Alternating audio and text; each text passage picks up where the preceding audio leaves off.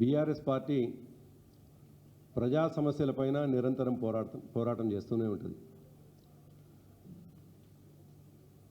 TRS ఆవిర్భావం నుంచి మొదలుకొని 2014 వరకు తెలంగాణ రాష్ట్రం ఎందుకు కావాలి, రాష్ట్రం వచ్చిన తర్వాత ఈ రాష్ట్రంలో ఎట్లా అభివృద్ధి జరగాలి అనేటువంటి విషయాన్ని 14 సంవత్సరాలు ప్రజలని చైతన్యం చేసి తెలంగాణ తీసుకురావడం జరిగింది.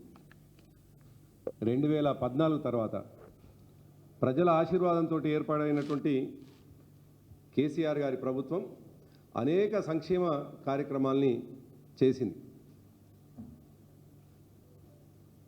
సరే, 2023 ఎన్నికల్లో ప్రజల తీర్పు బీఆర్ఎస్ పార్టీని ప్రతిపక్షంలో కూర్చోమన్నది. ప్రతిపక్షంలో కూర్చున్నటువంటి బీఆర్ఎస్ పార్టీ బాధ్యతగా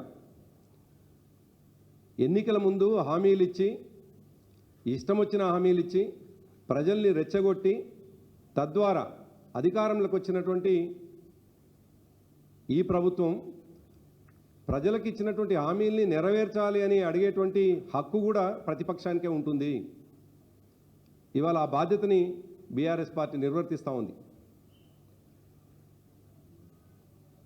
ఈ రాష్ట్ర ప్రభుత్వం ముఖ్యంగా రేవంత్ రెడ్డి ముఖ్యమంత్రి కాగానే ఆయన అన్నటువంటి మాట 100 రోజుల్లో 420 హామీలని, 420 హామీలని, 420 హామీలని నెరవేరుస్తాను అని చెప్పేసి ఆయన నోటి ద్వారానే స్వయాన 7వ తేదీ నాడు ఎల్బీ స్టేడియంలో ప్రకటించినటువంటి మాట ప్రజలందరికీ తెలుసు.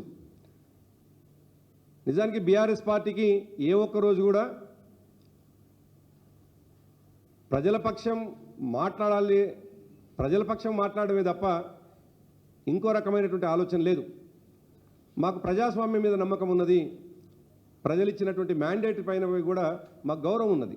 కాబట్టే 2000 వాళ్ళు ఇచ్చినటువంటి హామీలని నెరవేర్చమని చెప్పి చాలా స్పష్టంగా అనేక సందర్భాల్లో మేము ప్రశ్నిస్తూనే ఉన్నాం.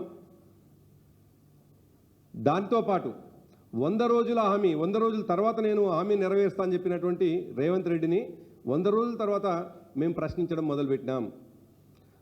దాని కొనసాగింపగానే ఆయన చెప్పినట్టుగానే రైతు బంధు విషయంలో కావచ్చు, అదేవిధంగా రుణమాఫీ విషయంలో కావచ్చు, నీటిపారుదల విషయంలో నీ ప్రభుత్వ వైఖరి ప్రజలకు వ్యతిరేకంగా ఉన్నది, ప్రజల్ని మోసం చేసే పద్ధతిలో ఉంది అనేటువంటి మాటని మేము మాట్లాడుతున్నాం. మరి అటువంటి సందర్భంలో రేవంత్ రెడ్డి ఆయన నోటి నుంచలే స్వయాన ఆయన మాత్రమే మాట్లాడినటువంటి మాటలు.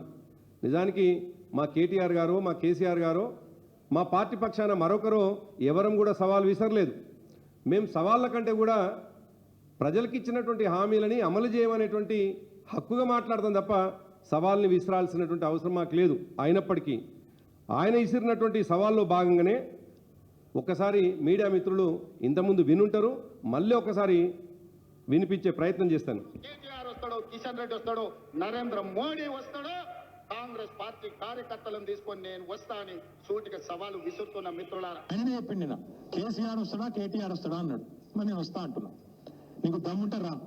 లేదంటే ఇంకొక ప్రతిపాదన 8 తారీఖు నాడు, ఇలా 5 తారీఖు, ఎందుకంటే ముఖ్యమంత్రి గారికి ప్రిపేర్ అయ్యేందుకు టైం పడుతుంది.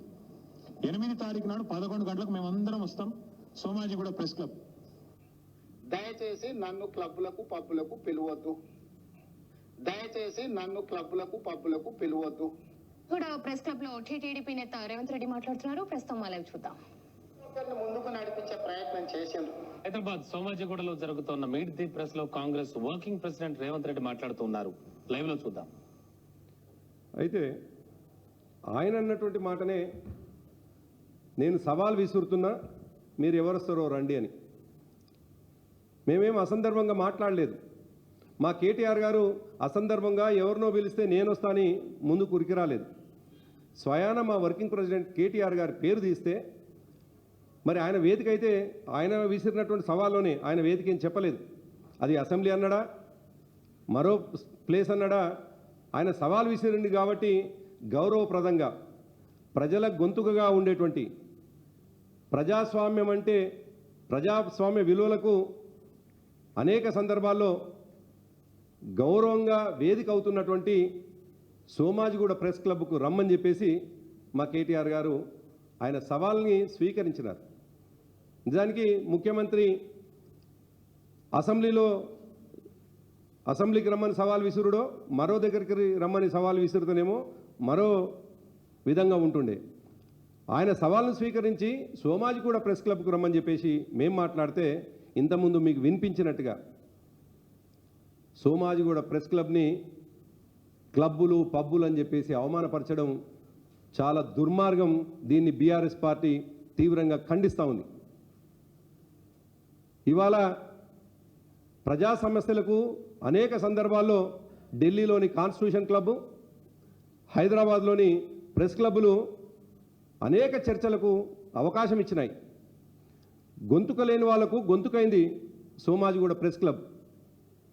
అనేక మంది మేధావులు ఆదివాసీల నుండి మొదలుకొని లంబాడి తండాల్లో ఉన్నటువంటి గూడాల్లో ఉన్నటువంటి వారి గొంతుకగా అనేక సమావేశాలు నిర్వహించింది ఇవాళ Somajiguda press club. Somajiguda press club అంటే మరి దురదృష్టం ఏంటంటే రేవంత్ రెడ్డి లేదు ఆయన 2014 ముందుకున్నటువంటి కాంగ్రెస్ పార్టీ నడిపించినటువంటి క్లబ్ అంటే పేకాట క్లబ్లు అనుకుంటున్నాడు ఆయన. ఇండ్లల్లో వాళ్ళు నడుపుతున్నటువంటి పేకాట క్లబ్బుల్ని మేధావులు అందరూ కూర్చుంటూ మావో చెప్పినట్టుగా 100 పూలు వికసించాలి, 1000 ఆలోచనలు వర్ధిల్లాలనేదైతే మావో చెప్పినాడో, సంఘర్షించాలని మావో చెప్పినాడో ఆ పద్ధతిలో ఇవాళ ప్రతి క్లబ్ కూడా అది పోలీస్ ఆఫీసర్స్ క్లబ్ కావచ్చు, ఆఫీసర్స్ క్లబ్ కావచ్చు, కాన్స్టిట్యూషన్ క్లబ్ కావచ్చు, అనేక మంది మరి ఒక 10 మంది కలిసేటువంటి కలయిక కలిసినటువంటి క్లబ్బుని ఇవాళ పేకాడ క్లబ్బులాగా మాట్లాడి పబ్బులాగా మాట్లాడి ఇవాళ జర్నలిస్టులని అవమానపరిచినటువంటి రేవంత్ రెడ్డి జర్నలిస్ట్ సమాజానికి క్షమాపణ చెప్పాలని చెప్పేసి డిమాండ్ చేస్తూ ఉన్నాం. అదే సోమాజిగూడ క్లబ్లో ఈ మాట్లాడుతున్నటువంటి రేవంత్ రెడ్డి సరిగ్గా ముఖ్యమంత్రి అయ్యే కంటే 20 రోజుల ముందు సోమాజిగూడ ప్రెస్ క్లబ్లో ఆయన ప్రెస్ మీట్ పెట్టినటువంటి విషయాన్ని మర్చిపోయిండు. సోమాజిగూడ ప్రెస్ క్లబ్ వేదికగా మా ప్రభుత్వం పైన అనేక విమర్శలు చేసినటువంటి రేవంత్ రెడ్డి ఆ సోమాజిగూడ ప్రెస్ క్లబ్ని అవమానించడం అనేటువంటిది దుర్మార్గం. రేవంత్ రెడ్డికి ఒక లక్షణం ఉన్నది, ఏరు దాటగానే తప్ప ముంచేటువంటి లక్షణం ఉన్నది రేవంత్ రెడ్డికి. అందుకే ఆయన అనేక సందర్భాల్లో ఒక మాట చెప్పుకుంటూ వస్తున్నాడు, నేను నల్లమల బిడ్డను తొక్కుకుంటొచ్చి ముఖ్యమంత్రి అయినని. ఎస్, నువ్వు ఉత్తమ్ కుమార్ రెడ్డిని తొక్కింది వాస్తవమే, నువ్వు కోమటిరెడ్డి వెంకటరెడ్డిని తొక్కింది వాస్తవమే, నువ్వు శ్రీధర్ బాబుని తొక్కుంటొచ్చింది వాస్తవమే, నువ్వు కాంగ్రెస్ జెండాలను మోసినటువంటి అనేక మంది నాయకులని, త్యాగాలు చేసినటువంటి నాయకులని నీ కుట్రలతోటి నీ కుతంత్రాలతోటి తొక్కుకుంటొచ్చింది వాస్తవమే. కానీ చివరికి నీ మాట నీ గొంతయి ప్రపంచానికి వినిపించినటువంటి జర్నలిస్టులను కూడా నేను తొక్కుతా అని చెప్పేసి మాట్లాడము, గతంలో మాట్లాడినాం. చివరికి వేదిక అయినటువంటి సోమాజిగూడ ప్రెస్ క్లబ్ని కూడా క్లబ్గా మాట్లాడి, అది ఒక పబ్బు క్లబ్గా మాట్లాడి అవమానపరచడం అనేటువంటిది చాలా దుర్మార్గమైనటువంటి విషయం అనేది ఈ సందర్భంగా గుర్తు చేస్తా ఉన్నాను. ఈ సందర్భంగా మేధావులైనటువంటి వాళ్ళకి, విజ్ఞతతో మాట్లాడేటువంటి వాళ్ళకి, పౌర సమాజానికి విజ్ఞప్తి చేస్తా ఉన్నాను. బాధ్యత కలిగినటువంటి రేవంత్ రెడ్డి మాట్లాడడాన్ని తీవ్రంగా ఖండించాల్సినటువంటి అవసరం ఉండే. కానీ దురదృష్టం ఈ నిమిషం వరకు కూడా మరి ఇప్పటి వరకు బ్లాక్మెయిలింగ్ చేసేటువంటి 1-2 మీడియా ఛానళ్ళు ఉండవచ్చు. ఆ బ్లాక్మెయిలింగ్ మీడియా ఛానళ్ళని మెయిన్ స్ట్రీమ్ మీడియా ఛానళ్ళు ఏవైతే గౌరవంగా ఉంటున్నాయో వాటి అంటగడుతున్నారా తెలియదు. గతంలో మహా ఛానల్ అనేటువంటి ఒక బ్లాక్మెయిలింగ్ ఛానల్ని, ఆ ఛానల్లో వచ్చేటువంటి వార్తలని ఖండిస్తే, లేదు మా కేటీఆర్ గారి మీద ఇష్టం వచ్చినట్టుగా ప్రవర్తిస్తే, కేటీఆర్ గారు అభిమానులు దాని మీద దాడి చేస్తే అప్పటికప్పుడు 5 నిమిషాలనే ప్రతిస్పందించిన వాళ్ళు, 5 నిమిషాలనే ఆంధ్రా నుంచి వెళ్ళి మాట్లాడినటువంటి చంద్రబాబు నాయుడు, ఆంధ్రా నుంచి వెళ్ళి మాట్లాడినటువంటి వారి కొడుకు లోకేష్, ఇక్కడ అసలు దాడులే జరగవు, ముట్టడే లేదు అని ఒకవైపు చర్చ జరుగుతుంటే, రాత్రికి రాత్రి కలగని బండి సంజయ్ ఒక ఛానల్ మీద బీఆర్ఎస్ వాళ్ళు దాడి చేస్తే మేము ఊరుకోమని చెప్పేసి మాట్లాడుతున్నటువంటి వాళ్ళు సాక్షాత్తు ఇవాళ జర్నలిస్టులని అవమానపరుస్తూ సోమాజిగూడ ప్రెస్ క్లబ్ని ఒక పబ్బు క్లబ్ లాగా మాట్లాడినటువంటి బండి సంజయ్ ఎందుకు మాట్లాడటం లేదు?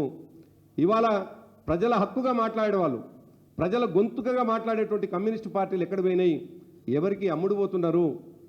అవే కాదు, ఇవాళ జర్నలిస్ట్ సంఘం నాయకులను నేను విజ్ఞప్తి చేస్తా ఉన్నాను. ఎక్కడైతే ఏ వేదిక ద్వారా అయితే జర్నలిస్టులను అవమానిస్తూ ఉన్నాడో రేవంత్ రెడ్డి, ఎక్కడైతే ఏ వేదిక ద్వారా అయితే సోమాజిగూడ ప్రెస్ క్లబ్ని అవమానిస్తూ ఉన్నాడో అదే సమావేశంలో కూర్చున్నటువంటి కోదండరామ్ గారు ఆనందంగా మాట్లాడుతూ ఉంటే దానికి ఆనందపడుతున్నటువంటి కోదండరామ్ గారు ఇవాళ సమాజానికి సమాధానం చెప్పాలి. జర్నలిస్టుల హక్కుల కోసం నిరంతరం పోరాటం చేస్తామని చెప్పినటువంటి శ్రీనివాసరెడ్డి గారు అదే సమావేశంలో ఉంటారు.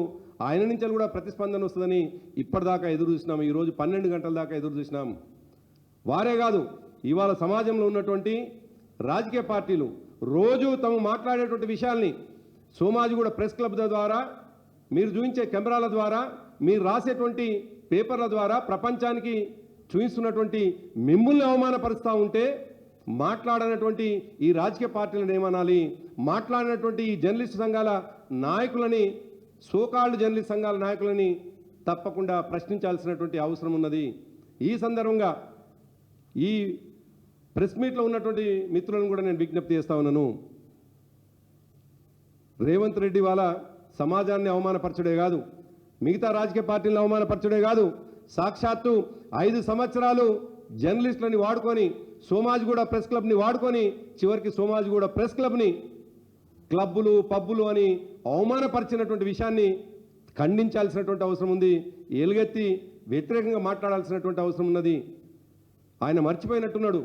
ఆయన ఎంపీగా ఢిల్లీలో ఉన్నటువంటి కాన్స్టిట్యూషన్ క్లబ్లో ఆయన మెంబరే. అదేవిధంగా మొన్నటిదాకా అనేక రకాల అక్రమాలు చేసి పత్రికలకు ఎక్కినటువంటి కొంతమంది వ్యక్తుల్లో జూబ్లీస్ క్లబ్ పేరు కూడా ఉన్నది. కొంతమంది అక్రమాలు చేసిండ్రని దాని అధ్యక్షుడు కూడా ఈయన రేవంత్ రెడ్డి ఉన్నాడు.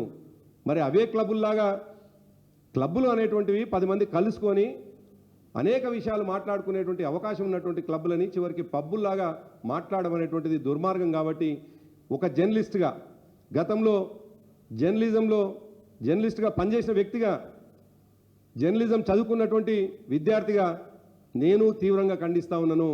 జర్నలిస్టులు అంటే సమాజానికి గౌరవం ఉన్నది. జర్నలిస్టులు అంటే ఎల్లో జర్నలిజం చేసేటువంటి వాళ్ళు కాదు. బ్లాక్మెయిల్ చేసేటువంటి జర్నలిస్టులు సమర్థించవచ్చు.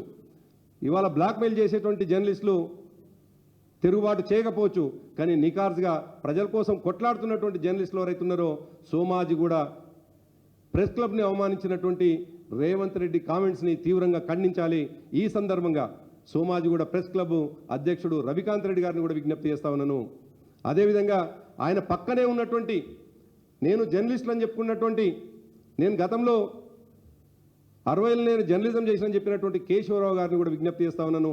ఇట్లా అసందర్భ ప్రేలాపనలు చేస్తున్నటువంటి రేవంత్ రెడ్డి వ్యాఖ్యల్ని తీవ్రంగా ఖండించాల్సినటువంటి అవసరం ఉంది అన్నటువంటి విషయాన్ని గుర్తు చేస్తూ, ఈ సందర్భంగా ఆయన పదే నేను తొక్కుంటూ వచ్చినా అని మాట్లాడేటువంటి ఆయన రెండో మాట నేపాల్ రాజుకు సంబంధించినటువంటి విషయాన్ని ఆయన ప్రస్తావిస్తున్నాడు నిన్న సమావేశంలో.